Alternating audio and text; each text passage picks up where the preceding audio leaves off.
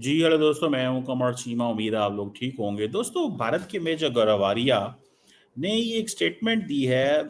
ये बड़ी interesting statement है that tells the mindset of Indian society कि इंडिया के अंदर बेसिकली इस वक्त पैनिक क्या है। पैनिक ये है, वो कहते हैं कि अमेरिकन वेपन्स तो रिलायबल हैं लेकिन अमेरिकन नहीं। रशियन वेपन्स रिलायबल नहीं है लेकिन रशियन रिलायबल हैं।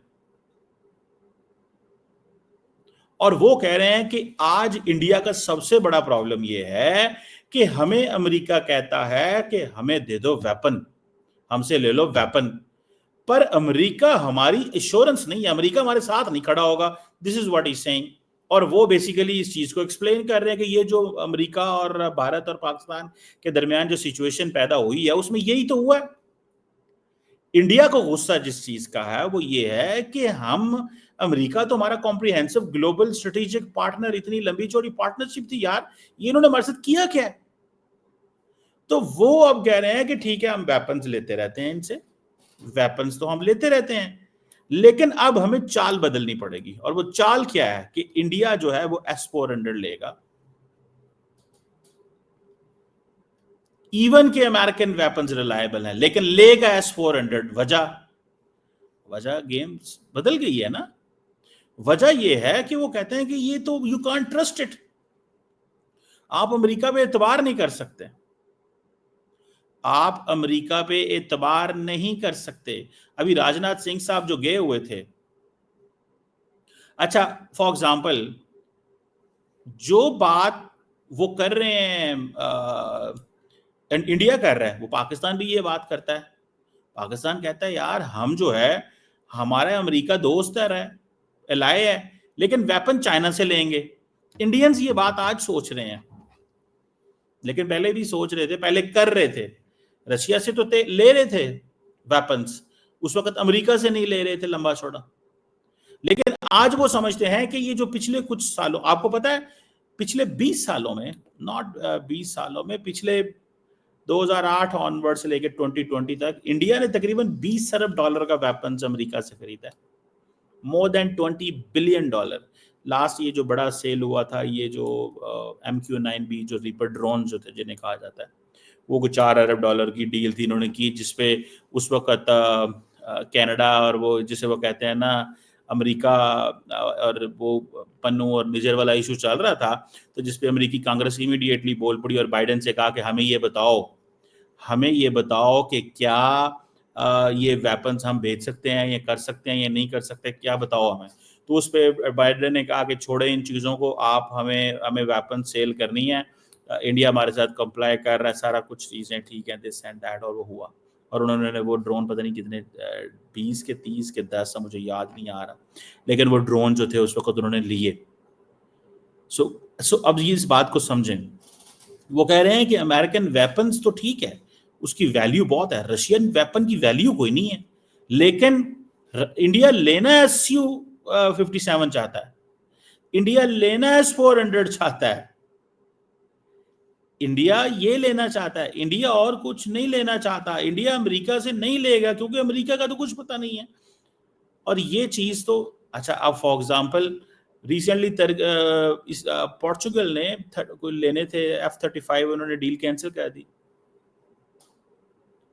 अच्छा, इंडिया के अंदर S-400 जो है उसे सुदर्शन चक्रा कहा जाता है, जो एक मिथ, जिसे कहते हैं ना मिथोलॉजिकल एक वेपन है लॉर्ड कृष्णा का, उसको ऑलरेडी उन्होंने नाम दे दिया गया इंडियन सर्विस के अंदर। और S-400 की कैपेसिटी ये है कि वो 400 किलोमीटर तक भी टारगेट को एंगेज कर सकता है। और ये आपको पता है S-400 उन्होंने काफी पहले कहा भी था, कुछ डिलीवर भी हो गए, अब कुछ रह गए हैं। सुनने में आ रहा है कि 2027 में आ रहे हैं, ठीक है जी।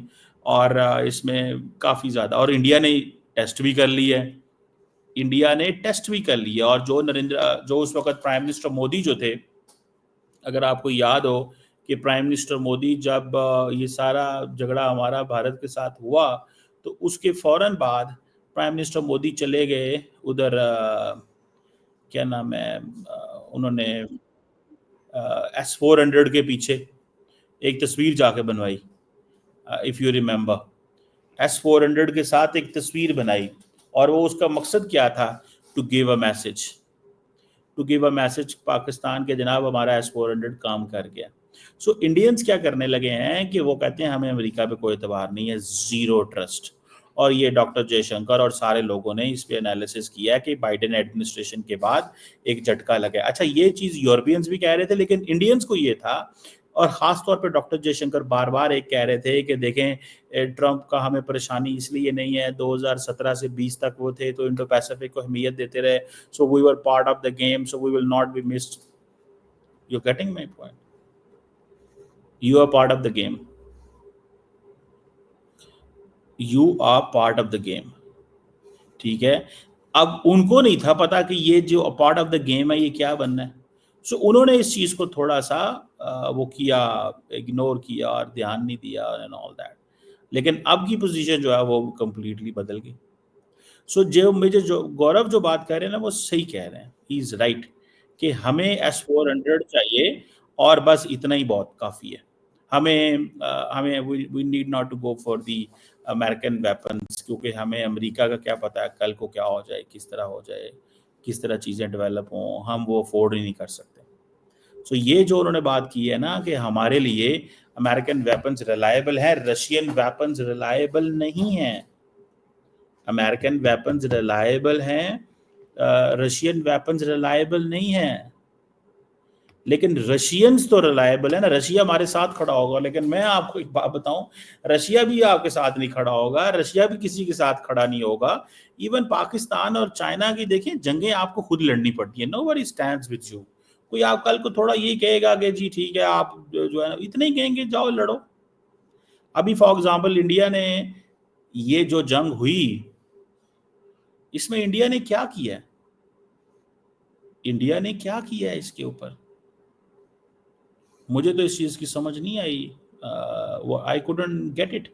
मैं इस सारे गेम को नहीं समझ सका, मैं इस सारी गेम को नहीं समझ सका कि ये माइंडसेट क्या था इंडिया का।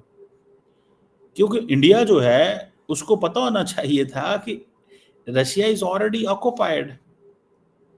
जब रशिया ऑक्युपाइड है तो रशिया इनको कहाँ से वेपन्स देगा? वो तो जंग लड़ रहा है, उसने तो वेपन्स डिले कर दिया, सारा कुछ डिले कर दिया भाई, उसने वेपन्स डिले कर दी, सारा कुछ तो उसने डिले कर दिया। आपका क्या बना उसमें? आपको पता था कि कोई, क्योंकि इंडिया एक्सपेक्ट कर रहा था एक छोटी जंग होगी, हमें भाग दौड़ नहीं करनी पड़ेगी लंबी चौड़ी। और मोदी साहब को ये था कि मैं थोड़ा सा अपना दाएं बाएं पॉलिटिक्स कर लूंगा। हर सियासतदान को होता है यार, वो वो ये चीज चलती है, हर सियासतदान ये सोचता है, हर सियासतदान इस बात को, इस फैक्टर को जेहन में रखता है कि हाँ यार बस ठीक है, ये चीज़ हमें फ़ायदा देगी, ये चीज़ हमारे लिए ऐसी होगी, ये चीज़ उस तरह होगी, ये फलान ढमकान, दिस दैट। समझ रहे हैं? सो मुझे ज़ाती तौर पे ये लगता है कि इंडियंस जो है ना, वो बेसिकली अमेरिका की इस सारी जो सिचुएशन हुई है ना, इसमें वो कहते हैं सॉरी यार, हमारा कोई लेना देना नहीं है आपसे, आप बहुत बड़ा मुल्क हैं, लेकिन सॉरी, हमें आपके साथ ताल्लुक़ नहीं रखना, हमें आप पे एतबार ही नहीं है, क्योंकि आप अपने जियो स्ट्रेटेजिक इंटरेस्ट के लिए इंडिया को मरवा देंगे। आप अपने इंटरेस्ट के लिए मरवा देंगे। पिछले कुछ सालों के अंदर, ये 2-4 साल जो गुजरे थे, उनको ये था कि बस हमारी गेम बन गई है, पाकिस्तान आउट है, जो बाइडेन ने किया था। लेकिन ट्रंप आया, गेम बदल गई।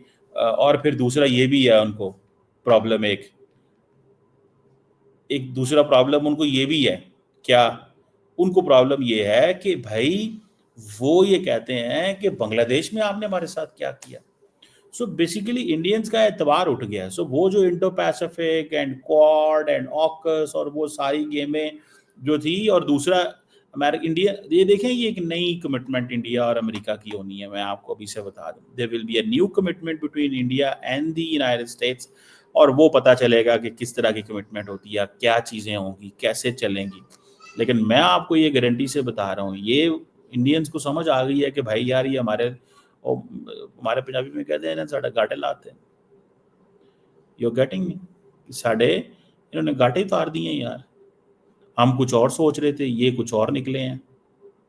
हम कुछ और सोच रहे थे, ये कुछ और निकले हैं। ये तो वो निकले ही नहीं है जो हम एक्सपेक्ट कर रहे थे इनसे, ये तो हमारे यार ही नहीं है। You getting my point? वो एक लॉन्ग टर्म सोच लेके बैठे हुए थे, उनको वो अब उनको ये था सत्ते ही खा रहे हैं, वेपन्स भी आ रहा है, सारा कुछ आ रहा है। मैं आपको कहता था कि ये स्ट्रेटेजिक अमेरिका की जो डीप स्टेट है वो इस खित्ते को बड़ा डिफरेंट देखती है। इंडिया बहुत ज़्यादा रेजिस्ट करता है, इंडिया अपनी मनमानी करता है, मनमौजियाँ करता है। डेमोक्रेट्स ने बर्दाश्त कर लिया था उस वक्त, जो क्या नाम था उसका, एंटनी ब्लिंकन जो थे वो चुप कर गए थे। लेकिन ये अब गेम वो नहीं थी जो ये समझ रहे थे। समझ रहे हैं बात? So that is something significant. मुझे ये चीज़ जो है वो सिग्निफिकेंट लगी है।